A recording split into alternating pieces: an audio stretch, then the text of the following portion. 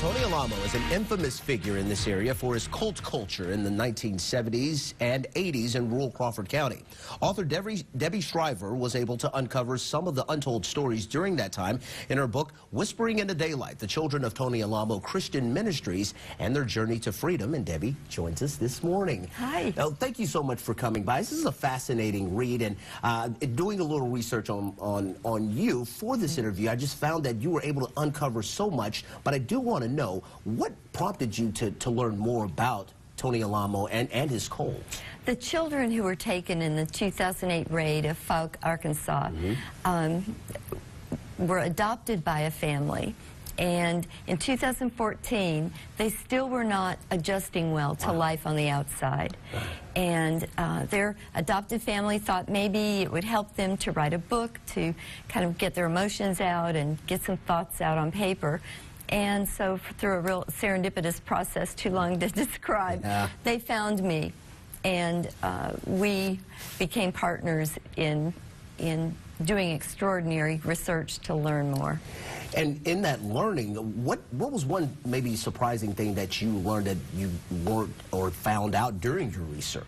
There were a lot of things, but I have to tell you, my understanding of cults had been developed from my watching media, watching TV, watching cult movies, reading books by cult survivors, other cults, not this one.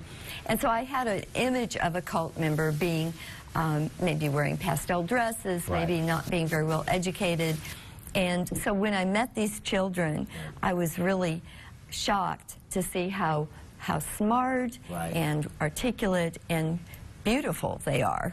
And during your findings, talk about this jacket here that you have. This was something made by the children. Yes.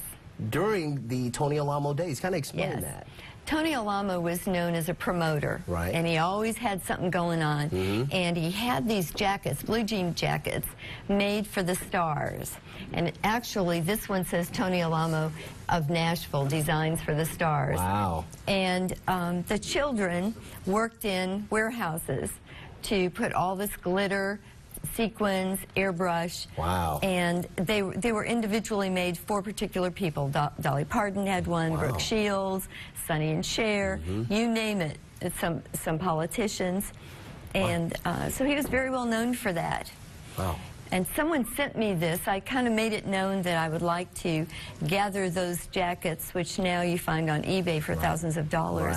And I'd like to gather them and put them on auction to raise money for a foundation to help the children. And speaking of which, all book sales and all proceeds from the book sales, that's exactly what it's going toward. Kind of give us a little more detail about that. Yes, the proceeds from this book are going completely to a fund to help cult survivors, a foundation, and it won't be just Tony Alamo survivors, it will be all cult survivors. Wow. There you go. All right, let's pop up the information. You'll be at a book signing later this evening in Fayetteville on Dixon Street. Nightbird Books, that's at 7 p.m. Have a chance to meet Debby Schriver for Whispering in the Daylight. It's a fascinating book overall. A lot of information within this book, but